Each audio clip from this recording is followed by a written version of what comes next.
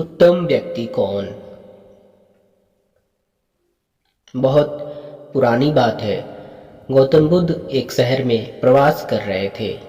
उनके कुछ शिष्य भी उनके साथ थे। उनके शिष्य एक दिन शहर में घूमने निकले तो उस शहर के लोगों ने उन्हें बहुत बुरा भला कहा।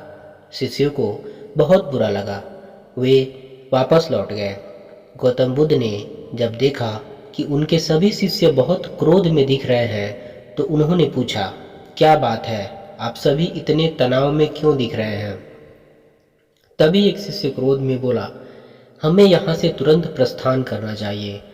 जब हम बाहर शहर में घूमने गए तो यहाँ के लोगों ने बिना वजह हमें बहुत बुरा भला कहा। जहाँ हमारा सम्मान न हो वहाँ हमें एक पल भी नहीं रहना चाहिए। यहाँ के लोग सिर्फ दुर्व्यवहार के सिवा कुछ जानते ही नहीं हैं।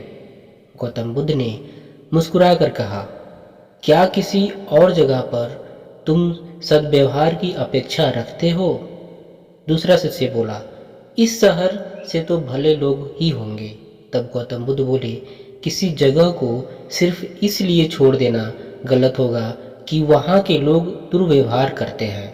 हम तो संत हैं, हमें तो कुछ ऐसा करना चाहिए कि जिस स्थान पर जाए उस स्थान को तब तक न छोड़ें जब तक अपनी अच्छाइयों से वहाँ के लोगों को सुधार न दें। हम जिस स्थान पर जाएं वहाँ के लोग का कुछ न कुछ भला करके ही वापस लौटें। हमारे अच्छे व्यवहार के बाद वह कब तक बुरा व्यवहार करेंगे? आखिर में उन्हें सुधरना ही होगा। वास्तविकता में संतों का कार्य तो ऐसे लोगों को सुधारना ही होता है। सही चुनौती वो है जब हम विपरीत परिस्थितियों में खुद को साबित कर सकें। ये सभी बातें सुनकर बुद्ध के प्रिय शिष्य आनंद ने प्रश्न किया, उत्तम व्यक्ति किसे कहते हैं?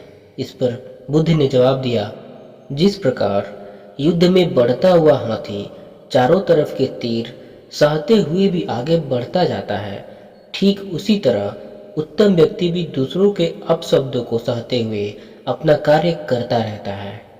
खुद को वश में करने वाले प्राणी से उत्तम और कोई नहीं हो सकता। गौतम बुद्ध की बात शिष्यों को अच्छी तरह से समझ में आ गई और उन्होंने वहाँ से जाने का इरादा त्याग दिया।